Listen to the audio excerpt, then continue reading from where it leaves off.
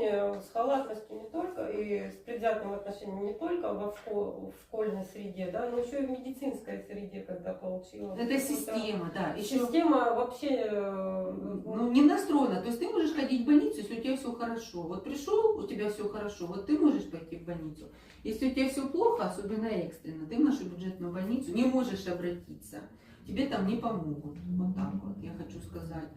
И по поводу тоже, я же говорю, нашей детской, мы могли легко вообще решить эту проблему, если бы нас просто отправили в областную больницу по скорой. Да, просто отправили в областную. Его бы обследовали, бы сделали бы все необходимые рекомендации. Они ковыряли бы его в этом БСМП в Ростове, потому что наша заведующая решила, что ему нужно лежать в травме. А в травму 2 раза мы приходили, потому что она говорит, вот ложитесь в травму. В травму говорит, что вы к нам пришли, у нас ни врачей, ни специалистов, у вас тут неврология, у вас